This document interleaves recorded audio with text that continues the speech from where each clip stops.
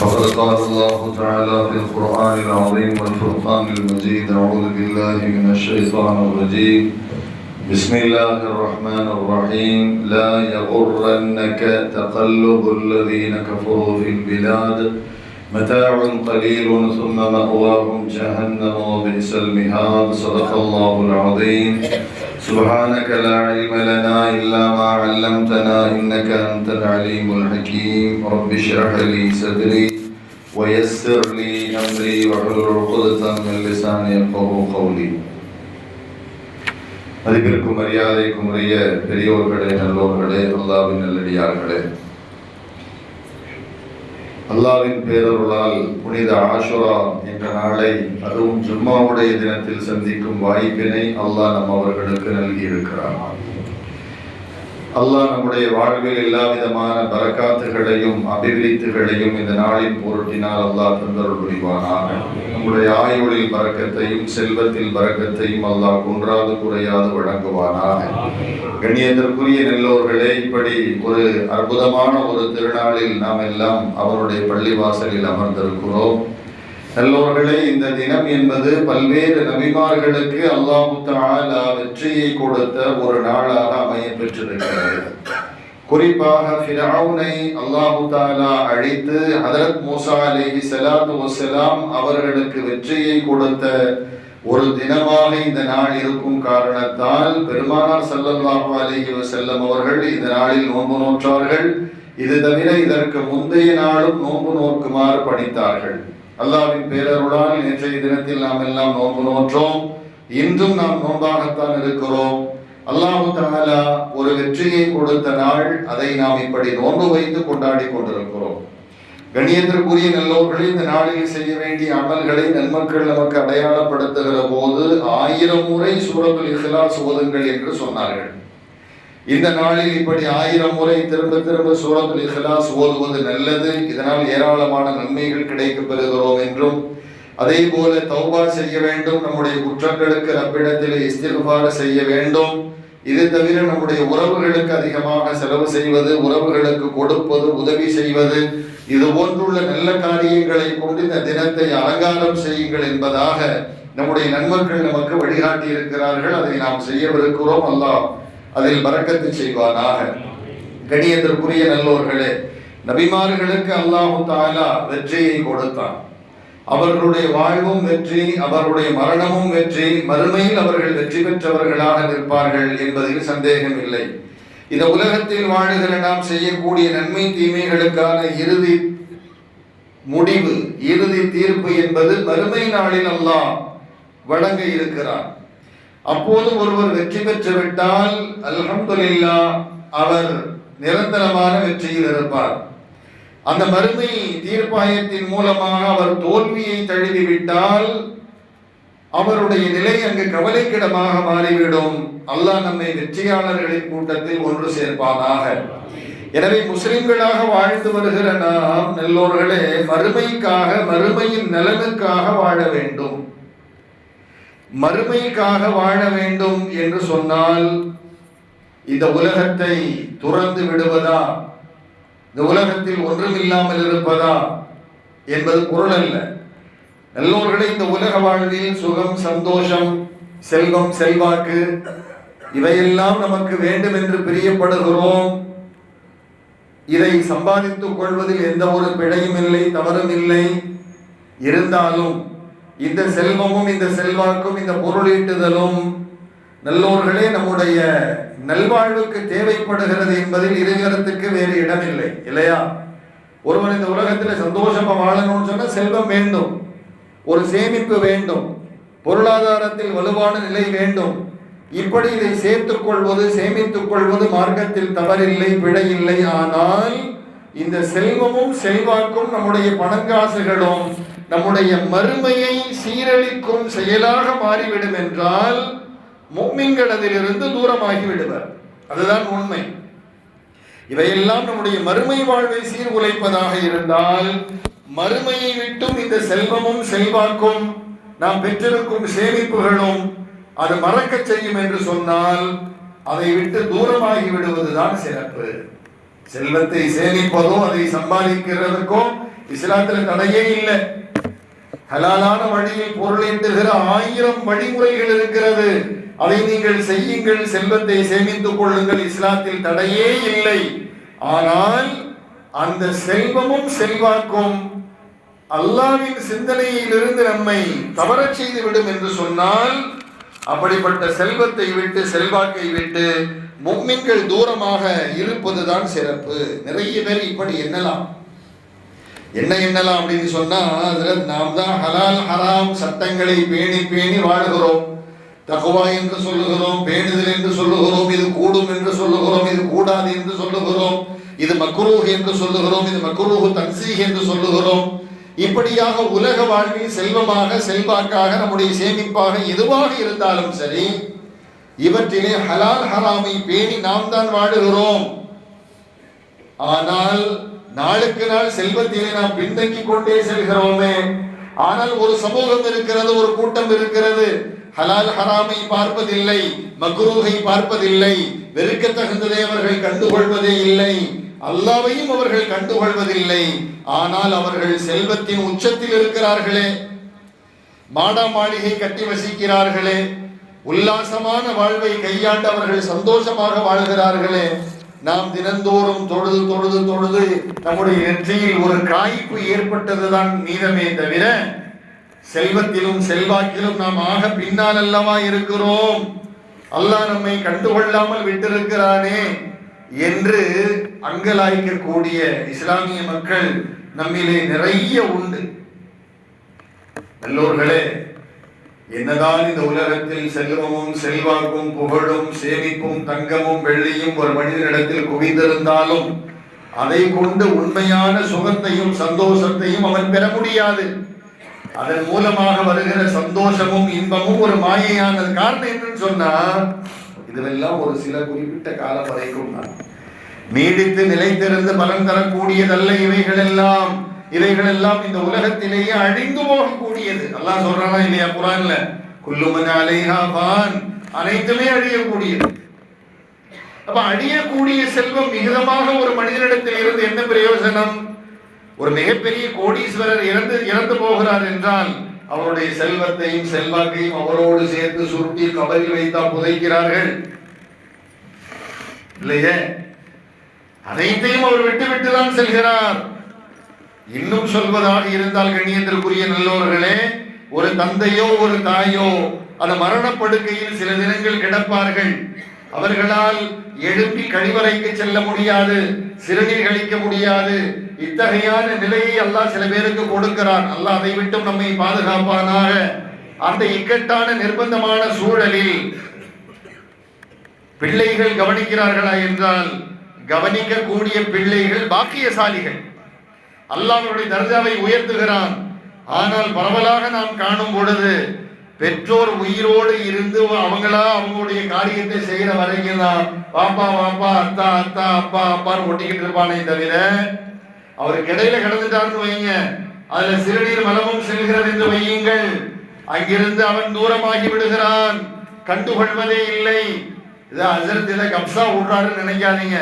கண்களால் பார்த்ததை தான் இங்கு பதிவிட்டுக் கொண்டிருக்கிறேன். இந்த முஹர்ரமுடைய ஆஷுரா தினத்திலே கண்டுகொள்ளாத பிள்ளைகளும் இருக்கிறார்கள். கண்ணியத்திற்குரிய நல்லவர்களை எந்த அளவுக்கு என்று சொன்னால், இறந்து போன அந்த ஜனாசாவை குளிப்பாட்டுவதற்கு ஒருவர் வந்திருக்கிறார். ஏதோ ஒரு சீதேவி ஒரு பள்ளியினுடைய முகத்தில் வந்திருக்கிறார். இறந்து கிடக்கும் அந்த ஜனாசாவை தன்னுடைய தந்தையை தூக்கி அந்த குளிப்பாட்டுகிற அந்த நம்ம பள்ளிவாசல் இருக்குது ஒரு பெரிய இது, அதுல வச்சுதான் குளிப்பாட்டுறாங்க. அந்த அருகாமையில் உள்ள பள்ளியிலிருந்து அது கொண்டு வரப்பட்டிருக்கிறது. இந்த ஜனாசாவை தூக்கி அதுல வைக்கணும். குளிப்பாட்டுறவங்க தூக்கி வைப்பாரு, பிள்ளைங்க தூக்கி வைக்கணும், அது பாக்கியம் அது. ஆனால் அதை தொட மறுத்து ஓரமாக நின்று வேடிக்கை பார்க்கிறார்கள். ஜனாசாவை குளிப்பாட்டுறவர் சொல்றாரு, தூக்கி வைங்கப்பா, இது எனக்கு நேரமாச்சு, நான் வேற இடத்துக்கு போகணும். கடைசியில் கண்ணியத்திற்குரிய நல்லோர்களே, அங்கு வந்திருந்த ஒருவர் என்ன செய்யறாரு, அந்த ஜனாசாவை மகன் தூக்க மாட்டேங்கிறான். 2 பேர் இருக்கிறார், 2 பேரும் ஆக. கண்ணியத்திற்குரிய நல்லோர்களே, பிள்ளையை படிக்க வைத்து மிகப்பெரிய செல்வத்துக்கு அதிபதியாக்கிய அந்த தந்தையின் நிலை என்ன தெரியுமா? அங்கிருந்து தூக்கி அந்த கழுவுற இடத்துல வைக்க மாட்டேங்கிறாங்க. கடைசியில் வந்திருந்த ஒருவர் என்ன செஞ்சார், எப்படி நம்முடைய வீட்டு மொட்டை மாடியில அரிசி காய போடுவோம் தெரியுமா, நெல் அரிசிலாம் காய போடுவோம், பெரிய ஒரு சீன துணி விரிச்சு அதை அப்படியே காய போடுவாங்க. அது மாலை நேரம் ஆனவுடன் அந்த பெண்கள் அதை எப்படி எடுப்பார்கள், இந்த மூலையை பிடிப்பாங்க, அந்த மூலையை பிடிப்பாங்க, அந்த மூலையை பிடிப்பாங்க, இந்த மூலையை பிடிப்பாங்க, அப்படி தூக்கி வீட்டுக்குள்ள கொண்டு. இதே போன்று அங்கிருக்கும் அந்த ஜனாசாவை அங்கு வந்திருந்த ஒருவர் 4 மூலைகளை பிடித்து குப்பை போன்று ஆக்கி அந்த இடத்துல போனார். அல்லாஹ் பாதுகாப்பானார். எதுக்கு சொல்ல வர்றேன் அப்படின்னு சொன்னா, இந்த உலகத்தில் என்னதான் செல்வம் இருந்தாலும், எவ்வளவுதான் கோடிகளுக்கு அதிபதியாக இருந்தாலும், நாம் மையத்தாகிவிட்டால் பிள்ளைகள் கூட நம்மை மதிப்பதில்லை. நான் எல்லா பிள்ளைகளையும் சொல்லல, சீதேவிகள் இருக்கிறார்கள், நன்மக்கள் இருக்கிறார்கள், அல்லாஹ் அவர்களை பாக்கியசாலிகளாக வைத்திருக்கிறார். ஆனால் இது போன்று சிலரும் இருக்கிறார்கள். கண்ணியத்திற்குரிய சகோதர பெரியோர்களே, செல்வம் ஒரு மனிதனுக்கு எந்த ஒரு பலனும் கொடுப்பதில்லை என்பதை அந்த மௌத்தினுடைய கடைசி நேரத்தில் தான் நாம் கண்ணால் காண முடிகிறது, இல்லையா? உலகத்தில் அவருக்கு உயிர் இருக்கும் வரைக்கும், உடலில் திராணி இருக்கும் வரைக்கும் தான் மக்கள் மன்றத்தில் அவருக்கு மதிப்பு மரியாதை. அவர் படுத்து விட்டால், இயலாமல் ஆகிவிட்டால், அதனாலதான் நம்ம அடிக்கடி இப்படி துவா செய்வோம். பராத்துடைய இரவாக இருந்தாலும் சரி, மேராஜுடைய இரவாக இருந்தாலும் சரி, அதேபோல் லைலத்துல் கத்ர் இரவாக இருந்தாலும் சரி, கடைசி ஒற்றையான இரவுகளில் தஹஜ்ஜத் தொழுகைக்கு பிறகாக இருந்தாலும் சரி, நம்முடைய துவாவில் நீங்கள் ஒரு வார்த்தையை கேட்கலாம். அதிகமாக என்ன, யா அல்லாஹ், கடைசி காலத்தில் எங்களை பலவீனமாக்கி படுக்கையில் கிடத்தி அதிலேயே மலமும் சிறுநீரும் செல்லும் நிலைக்கு எங்களை ஆளாக்கிடாதே யா அல்லாஹ். ஆமீன் சொல்லுங்க. இதை நாம் அடிக்கடி இந்த மஸ்ஜிதில் கேட்டுக் கொண்டிருக்கிறோம். அல்லாஹ் அனைவருக்கும் அந்த பாக்கியத்தை கொடுப்பானாக. கண்ணியத்திற்குரிய நல்லோர்களே, நான் சொல்ல வருவது, அழிந்து போகக்கூடிய செல்வம் ஒரு மனிதனிடத்தில் குவிந்திருப்பது, ஏன்னா அழியக்கூடியது.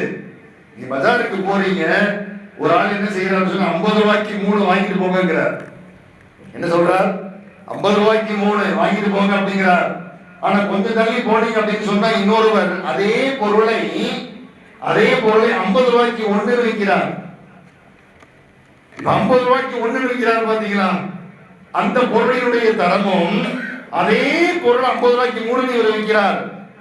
இந்த பொருளின் தரமும் ஒன்றா? பொருள் பார்ப்பதற்கு ஒரே பொருள் தான், அதில் இருக்கக்கூடிய செயல்பாடுகள் தான் இதிலும் இருக்கிறது. பொருள் ஒன்றுதான், ஆனால் தரத்தில் வித்தியாசம் இருக்கிறது. 50 ரூபாய்க்கு 1 விற்கிறாரு பாத்தீங்களா, அது நிரந்தரமாக பலன் தரக்கூடியது. 50 ரூபாய்க்கு 3 விற்கிறார்ல, நம்ம வாங்கிட்டு போன 3ஆவது மையதாயிரம். நான் சொல்ல வருவது, இந்த உலகத்தில் அடியும் உலகத்திலே செல்வம் ஒரு மனிதனிடத்தில் விகிதமாக இருந்து என்ன, மரணிக்கும் பொழுது கொண்டா செல்கிறார், எடுத்து செல்கிறாரா? இல்லையே. அவர் எடுத்தாலும் எடுக்காவிட்டாலும் அல்லாஹ் அனைத்தையும் சேர்த்து ஒரு நாள் அழிக்கத்தான் போகிறான், இல்லையா? அழிந்து போகக்கூடிய செல்வம் விகிதமாக இருப்பதை கண்டு நாம் என்ன செய்யக்கூடாது? முக்மீன்களாகி நாம் அங்கலாய்க்க கூடாது. அவன் அப்படி இருக்கிறான், மாடாமாளியை கட்டி இருக்கிறான், வச்சிருக்கிறான், இதை வச்சிருக்கிறான். இல்ல, அல்லாஹ் உன்னை எப்படி வச்சிருக்கிறான்னு பாரு.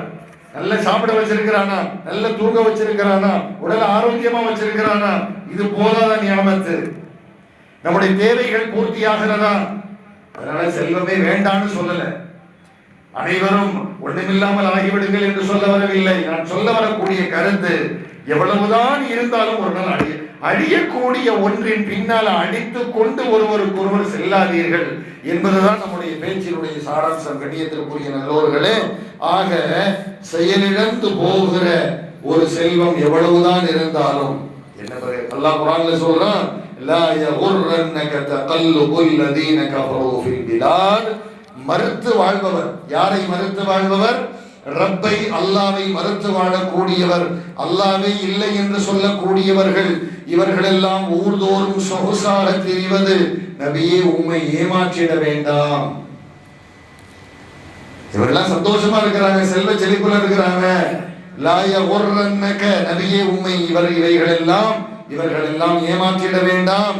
மதாஉன் கலீல், இதுவெல்லாம் சில சொற்ப கால சுகமே. இதுவெல்லாம் எப்படி? சில சொற்ப கால சுகமே. சும்ம மக்வாஹும் ஜஹன்னம், பின்பு அவர்கள் தங்கும் இடம் நரகமாகும். வபிக்ஸல் மிஹாத், அது தங்கும் இடங்களிலெல்லாம் கெட்டது என்று அல்லாஹ் தன் திருமறையில் பேசி தருகிறான்.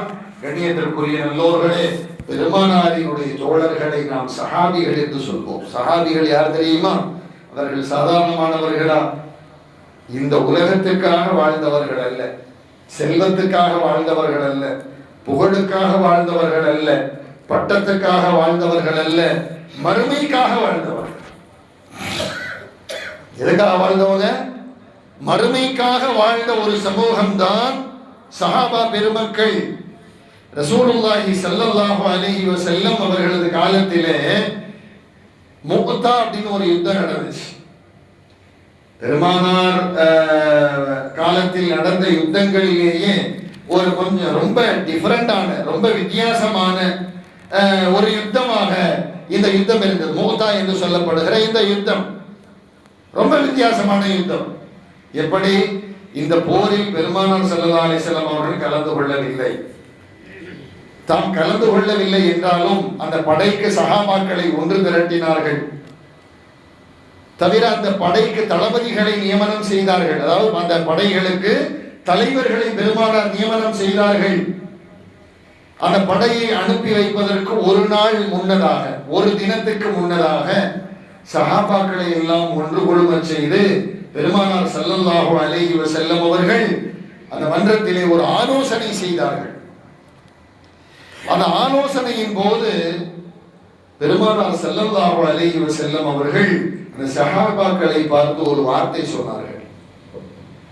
அந்த வார்த்தையை எந்த சஹாபியினாலும் தாங்கிக் கொள்ள முடியவில்லை, எந்த சஹாபியினாலும் அதை பொறுத்துக் கொள்ள முடியவில்லை. கவலையினால் துவண்டு போனார்கள் சஹாபா பெருமக்கள். அது என்ன நிகழ்வு, என்ன வார்த்தை? ஹஜ்ரத் அப்துல்லாஹ் இப்னு உமர் ரலியல்லாஹு அன்ஹு அவர்கள் அறிவிக்கிறார்கள். ஹதீஸில் வருகிறது, அம்மர ரசூலுல்லாஹி ஸல்லல்லாஹு அலைஹி வஸல்லம் ஃபீ கஸ்வதி முஅ்தத ஸைத் இப்னு ஹாரிஸா. ஸல்லல்லாஹு அலைஹி வஸல்லம் அவர்கள் முஅ்தா என்று சொல்லப்படுகிற யுத்தத்தின் படை தளபதியாக ஸைத் இப்னு ஹாரிஸா ரலியல்லாஹு அன்ஹு என்ற சஹாபியை நியமித்தார்கள். ஃபகால ரசூலுல்லாஹி ஸல்லல்லாஹு அலைஹி வஸல்லம் ஸல்லல்லாஹு அலைஹி வஸல்லம் மீண்டும் சொன்னார்கள், இன் குதில ஸைதுன், என்ன சொன்னாங்க?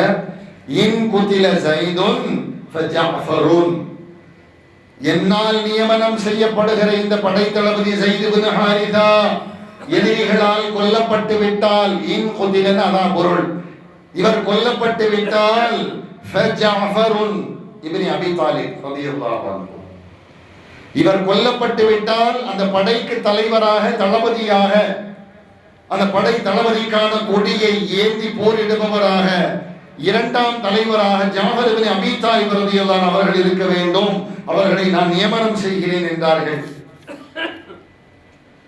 சொல்லிட்டு ஸல்லல்லாஹு அலைஹி வஸல்லம் அவர்கள் சொன்னார்கள், ஒயின் குதில ஜாஃபருன், இந்த ஜாஃபரும் கொல்லப்பட்டு விட்டால், அல்லாஹு அக்பர், இந்த ஜாஃபரும் அந்த யுத்தத்தில் கொல்லப்பட்டு விட்டால், அப்துல்லாஹ் இப்னு ரவாஹா, அப்துல்லாஹ் இப்னு ரவாஹா ரலியல்லாஹு அன்ஹு அவர்கள் படை தளபதியாக இருந்து போர் செய்யட்டும் என்று பெருமானார் ஸல்லல்லாஹு அலைஹி வஸல்லம் சொன்னார். கண்ணியத்திற்குரிய நல்லோர்களே, பெருமானார் ஸல்லல்லாஹு அலைஹி வஸல்லம் அவர்கள் எந்த யுத்தத்திலும் பயன்படுத்தாத இந்த வார்த்தை, என்ன வார்த்தை? இன் குதில, கொல்லப்பட்டு விட்டால், எதிரிகளால் கொல்லப்பட்டு இந்த வார்த்தையை ஸல்லல்லாஹு அலைஹி வஸல்லம் எங்கேயுமே பயன்படுத்தார். எந்த யுத்தத்திலும் பயன்படுத்தாத ஒரு வார்த்தையை நாளை யுத்தம் நடக்கவிருக்கிறது முன்னறிவிப்பு செய்தது போல பெருமானார் சொல்லுகிறார்களே, என்ன நடக்குமோ என்று சஹாபாக்கள் எல்லாம் மிரண்டு போனாங்க. பெருமானார் குறிப்பிடுகிற இந்த பெயருடைய இவர்கள் எல்லாம் அதை நினைத்து சஹாபாக்கள் கவலை கொண்டார்கள். நல்லோர்களே, என்ன விளக்கம்னு சொன்னா, ஸல்லல்லாஹு அலைஹி வஸல்லம் அவர்கள் யாரையெல்லாம் பெயர் சொல்லி இன் குதில, இன் குதில, இவர் கொல்லப்பட்டு விட்டால், கொல்லப்பட்டு விட்டால்னு சொன்னாங்கன்னு பாத்தீங்களா? அவர்கள் யுத்தம் முடிந்து உயிரோடு மதீனா வரமாட்டார்கள் என்பது பொருள். அந்த யுத்தத்திலேயே ஷஹீதாக்கப்பட்டு விடுவார்கள், எதிரிகளின் கரத்தினால் ஷஹாதத் அவர்களுக்கு ஏற்பட்டு விடும் என்பது பொருள். ஸல்லல்லாஹு அலைஹி வஸல்லம் இப்படி சொன்னாங்கல்ல, சஹாபாக்களுக்கு தெரியும் இவர்கள் நிச்சயமாக கொல்லப்படுவார்கள், நிச்சயமாக கொல்லப்படுவார்கள். ஸல்லல்லாஹு அலைஹி வஸல்லம் கடைசியா சொன்னாங்க, மூன்றாவதாக ஒரு படைத்தளபதியை நியமித்தார்கள், அப்துல்லாஹ் இப்னு ரவாஹா ரலியல்லாஹு அன்ஹு. ஸல்லல்லாஹு அலைஹி வஸல்லம் சொன்னாங்க, இன் குதில அப்துல்லாவும் கொல்லப்பட்டு விட்டார் அப்படின்னாங்க. அப்ப இந்த 3 பேருமே அந்த யுத்தத்துல கொல்லப்படுவாங்கிறத சொன்னாங்க. அப்ப அந்த இடத்துல நொஹ்மான் என்று சொல்லப்படுகிற ஒரு யூதன் இருந்தான். அந்த யூதன் எழுப்பி நின்று சொன்னான், நான் முந்தைய நபிமார்களின் வரலாறுகளை படித்திருக்கிறேன், அந்த நபிமார்கள் எல்லாம் இத்தனை பேர் கொல்லப்படுவார்கள் என்று சொன்னால் அவர்கள் எல்லாம் கொல்லப்பட்டிருக்கிறார்கள். இந்த முஹம்மது ஸல்லல்லாஹு அலைஹி வஸல்லம் அவர்களும் இப்போ ஒரு 3 பேரை குறிப்பிட்டு சுட்டி காமிச்சாங்க, இவர்கள் கொல்லப்படுவார்கள் என்று. அதை நான் நம்புகிறேன், உங்களுக்கு அது குறித்து கவலை இல்லையான்னு கேட்டாரு சஹாபாக்களை பார்த்து. அப்போ அந்த படை தளபதிகளில் முதலாவது தளபதியாக இருக்கும் ஸைத் இப்னு ஹாரிஸா சொன்னாங்க, எப்பா நீ பேசாம இது எங்களுக்கு தெரியும், எங்களுக்கு தெரியும் ஸல்லல்லாஹு அலைஹி வஸல்லம் சொன்னா அது நடக்கும், எங்களுக்கு தெரியும், தெரியும் என்று உனக்கு அச்சம் இல்லையா? மார்க்கத்துக்காக இதையாவது செய்ய முடிந்ததே என்று நாங்கள் சந்தோஷப்படுகிறோம்னு சொன்னாங்க. கண்ணியத்திற்குரிய சகோதர பெரியோர்களே, யுத்தம் அங்கு நடந்து கொண்டிருக்கிறது. அனஸ் இப்னு மாலிக் ரலியல்லாஹு அன்ஹு அவர்கள் அறிவிக்கிறார்கள், ஹதம ரசூலுல்லாஹி ஸல்லல்லாஹு அலைஹி வஸல்லம் முக்தா யுத்தத்தின் போது, அது வெகு தூரத்தில் நடந்து கொண்டிருக்கிறது அந்த யுத்தம். பெருமானார் மதீனாவில் இருந்து கொண்டு நேரலையாக, இன்னைக்கு தானே லைவ் டெலிகாஸ்ட் நடக்குது, ஸல்லல்லாஹு அலைஹி வஸல்லம் முந்தியே நடத்தி காமிச்சிட்டாங்க. மூத்தா ரொம்ப தூரம், மதீனால இருந்து ரொம்ப தூரம் தள்ளி இருக்குது, அங்கே நடந்து கொண்டிருக்கிறது யுத்தம்.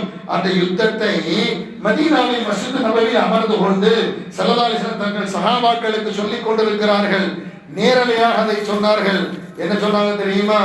அஹதர் ராயத ஸைதுன் ஃபஉஸீப, இஸ்லாமிய படை தளபதியின் கரத்தில் அந்த ஸைத் இப்னு ஹாரிஸா அந்த கொடியை எடுத்தார், தளபதிக்கான கொடியை உயர்த்தி பிடித்தார், அவர் யுத்தம் செய்தார், அவர் இப்போது கொல்லப்பட்டு விட்டார் என்றார்கள்.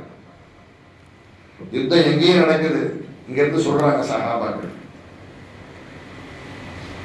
பிறகு ஸல்லல்லாஹு அலைஹி வஸல்லம் சொன்னாங்க, அவர் கொல்லப்பட்டதும் சும்மா அகதஹா ஜாஃபருன், ஜாஃபர் அந்த கொடியை எடுத்துக்கொண்டார், நான் தான் இந்த படைக்கு தளபதி என்றார். என்னாச்சு? அவரும் கொல்லப்பட்டு விட்டார்.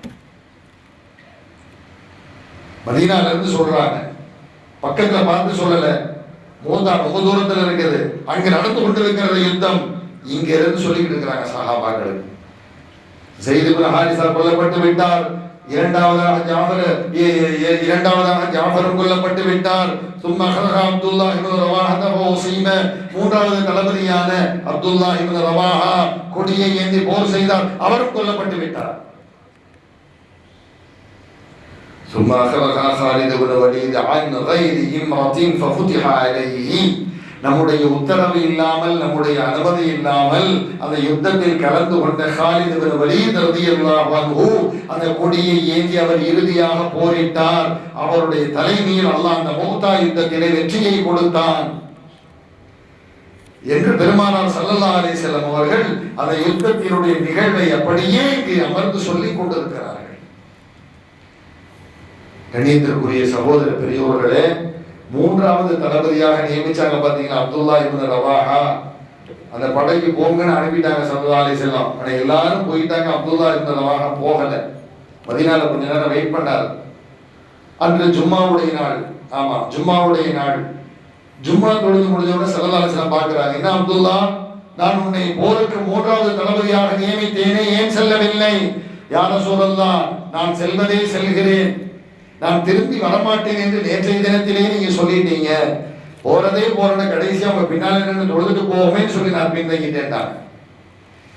என்னுடைய உத்தரவுக்கு நீ சற்று பிசகிய காரணத்தினால் மறுமையிலும் நீ தடுமாறுவீர் என்றார்கள் ஸல்லல்லாஹு அலைஹி வஸல்லம். நான் சொல்றது விளங்குதா? பெருமானாருடைய உத்தரவு அவங்க மறுக்கல, போறதே ஸல்லல்லாஹு அலைஹி வஸல்லம் சொல்லிட்டாங்க, போறதே போறோம், நம்ம திரும்ப மாட்டோமே உயிரோட, கடைசியாக பெருமானாருக்கு பின்னால் என்று தொழுது செல்லலாமே என்ற நல்ல எண்ணத்தில் தான் அவர் நின்றார். ஆனா ஸல்லல்லாஹு அலைஹி வஸல்லம் என்ன சொன்னாங்க? அப்துல்லா, உன்னை நான் எங்கு செல்ல சொன்னேன்?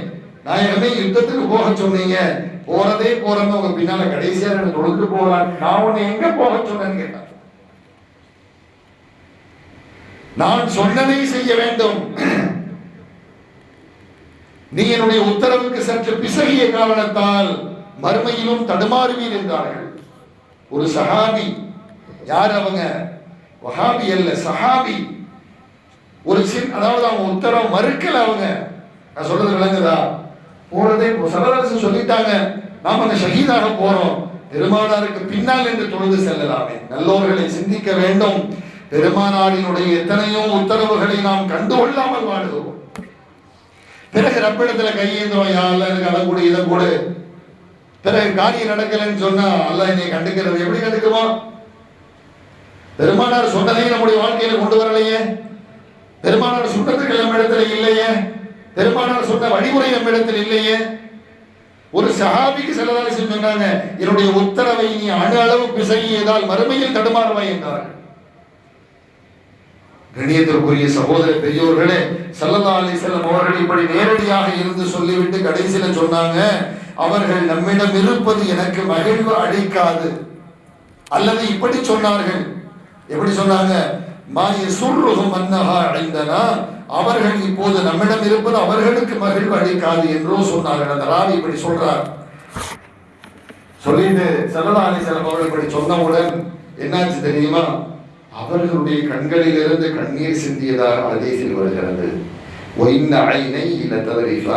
பெருமானாருடைய இரு கண்களில் இருந்தும் கண்ணீர் பொழிந்தது, இந்த நிகழ்வை நேரடியாக சொல்லிவிட்டு என்று சொன்னார் என்று ஹதீஸில் வருகிறது. கண்ணியத்திற்குரிய நல்லோர்களே, இந்த மூவரும் ஷஹீதாவார்கள் என்பதை பெருமானார் சொன்னார்கள். அந்த மூவரும் ஷஹீதாயிட்டாங்க. அந்த பிரிவை நினைத்து ஸல்லல்லாஹு அலைஹி வஸல்லம் கண்ணீரும் வடித்தார்கள் என்று ஹதீஸிலே பதிவிடப்படுகிறது. கண்ணியத்திற்குரிய நல்லோர்களே, இந்த உலக வாழ்வு என்பது அற்பமானது. இந்த உலக வாழ்வு என்பது அல்மாலு வல் பனூன ஸீனத்துல் ஹயாத்தித் துன்யா வல் பாக்கியாத்துஸ் ஸாலிஹாத்து. அல்லாஹ் குர்ஆன்ல சொல்றான், அல்மால் செல்வமும், வல் பனூன் பிள்ளை செல்வமும் இந்த உலகத்தை அலங்காரம் செய்யக்கூடியது, இந்த உலகத்தை அலங்காரமாக்கி காட்டக்கூடியது. இன்னொரு ஆயத்தில் சொல்லும் பொழுது செல்வமும் பிள்ளைகளும் இந்த உலகத்தின் சோதனை என்றான் அல்லாஹ். செல்வமும் பிள்ளைகளும் இந்த உலகத்தின் சோதனை, அதான் உண்மை இல்லையா? ஆனா அல்லாஹ் தஆலா சொன்னா, வல் பாக்கியாத்துஸ் ஸாலிஹாத், நிரந்தரமாக நீடித்திருந்து பலன் தருகிற நல்ல அமல்கள் தான் என்றும் நிரந்தரமானது. செல்வமோ செல்வாக்கோ மனிதர்களோ இந்த உலகத்தில் இருந்து ஒரு நாள் அல்ல ஒரு நாள் சுத்தமாக அப்புறப்படுத்தப்படுவர். அதனால் நம்முடைய ஈமானும், நம்முடைய நம்பிக்கையும், நம்முடைய செயலும் நம்முடைய மார்க்கத்தின் மீது இருக்க வேண்டும். இறைவன் ரப்பின் மீது இருக்கணும், நம்முடைய வழிமுறை பெருமானார் மீது இருக்கணும். இதைத்தான் மார்க்கம் சொல்லித் தருகிறது. ஆஷுரா தினத்திலே மூசா அலைஹிஸ்ஸலாம் அவர்களுக்கு அல்லாஹ் வெற்றியை கொடுத்தான். எதற்கு வெற்றியை கொடுத்தான்? மூசா அலைஹிஸ்ஸலாம் உலகத்துல மாடா மாளிகை கட்ட வேண்டும் என்று போரிட்டார்களா? இல்ல. அசத்தியம் செய்யும் ஃபிரௌனை எதிர்த்தார்கள், சத்தியத்தை சொன்னார்கள், சத்தியத்தை மக்கள் மன்றத்தில் பதிவிட்டார்கள். இந்த உலகம் அழியக்கூடியது என்றார்கள், மறுமை நிரந்தரம் என்றார்கள். ஃபிரௌனால் வேதனை செய்யப்பட்டார்கள். இறுதியில் அல்லாஹ் அவர்களது துஆவை ஏற்று ஃபிரௌனை அழித்து அல்லாஹ் வெற்றியை கொடுத்தான். அந்த வெற்றி என்பது மறுமைக்கான வெற்றி.